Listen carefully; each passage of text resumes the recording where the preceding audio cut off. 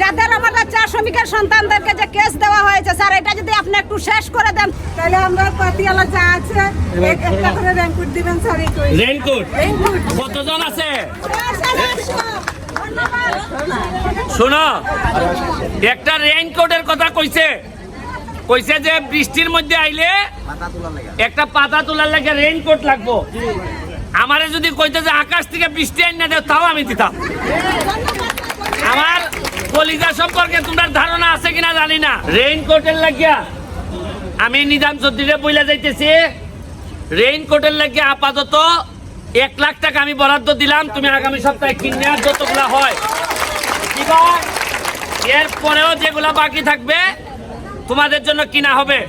তোমাদের নাচঘর, মন্দির, রাস্তা, প্রাইমারি স্কুল, বাচ্চাদের পড়াশোনা, এই 4টা কাজ না শেষ করে আল্লাহ যেন আমার পৃথিবী থেকে বিদায় না নেয়। আমি এটা শেষ করে দেই। আমি শুধু বক্তব্য দিতে আসি নাই। এই দেখো, এই সূর্যের তলের থাইকা এই আগুনে পুরার অভ্যাস যেহেতু তোমাদের মতো আমার আছে, তাহলে মনে রাখো তোমাদের থেকে আমার কেউ আলাদা করতে পারবে না, কেউ পারবে না আলাদা করতে।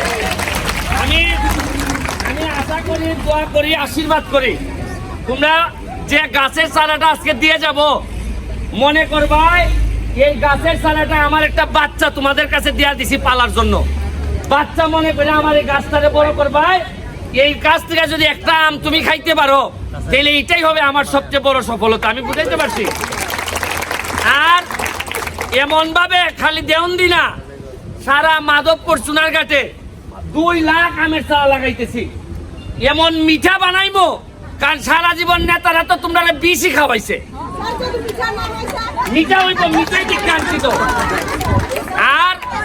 আর হইল গিয়া এমন ভাবে মিঠা বানাইবো আমি, অন্যান্য চা বাগান, শ্রীমঙ্গল, মলিবাজার, ওইসব চা বাগানের লোকরা আফসোস করতো, আহারে দেওয়ন্দি বাগান থেকে যদি একটা মেয়ে বিয়ে নিতে পারতাম। বুঝছো নি?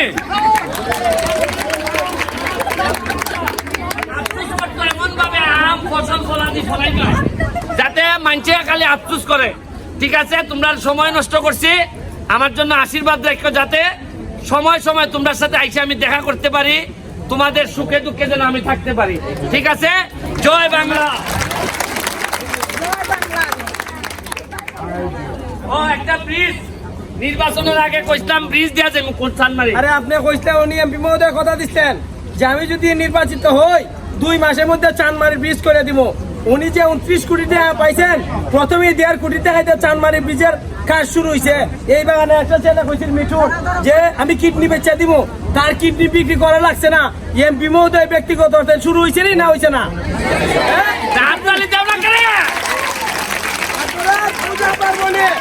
আনন্দ উৎসবে সব সময় আপনার এমপি মহোদয়কে পাইবেন। আপনাদের সাথে আছি, সাথে থাকবো নির্ভয়। এইবারের পূজায় ওই যে গান হয় না, এমন গান হইব ডান্স করতে পারি। কথা বুঝছো নি? আমাদের যে চা শ্রমিকের যারা আছে, যাদের আমাদের চা শ্রমিকের সন্তানদেরকে যে কেস দেওয়া হয়েছে স্যার, এটা যদি আপনি একটু শেষ করে দেন তাহলে তাদের মনে একটু আনন্দ আসবে স্যার। এটা আপনার কাছে আশা করি। হ্যাঁ, কেসটা যে আমাদের দেওয়ান্দি চা বাগানে যে আছে, আমি তো আগে যেগুলো পাইছি, এখন আইসা নতুন এমপি হিসাবে তোমাদের যেন কোনো ধরনের অসুবিধা না হয়, এটা দেখার জন্যই তো আমারে ভোট দিছো তোমরা। সব বিষয়ে আমি চেষ্টা করবো। আর চা বাগান মনে রাখবা, চা বাগান হচ্ছে গিয়ে এটা তোমাদের রুটি রুজির জায়গা। যারা মালিক পক্ষ আছে, তোমরা এক পক্ষ, 2 পক্ষ সুন্দরভাবে চললে, ভালোভাবে চা বাগান চললে তোমাদের দাম থাকবে। নাইলে আমি আইসা কয়দিন তোমরা চাল দিমু। আমি মালিক পক্ষরে অনুরোধ করব, আপনাদের সন্তান মনে করিয়া যেভাবে যাতে অসুবিধা না হয়, অসুবিধা হইলে তো আমিও আছি, আমরা সবাই মিলে মালিক পক্ষ, তোমরা, এমপি সবাই মিলে যেন সুন্দরভাবে বাগানটা চলে, বাগান চলতে যেন কোনো অসুবিধা না হয়, এই দিকেও তোমরা খেয়াল রাখবে। কথাটা বুঝছো নি? আর যে কোনো বিপদে আমি তোমাদের শ্রমিকদের সহযোগিতায় যা যা লাগে তোমরা আমারে পাইবাই।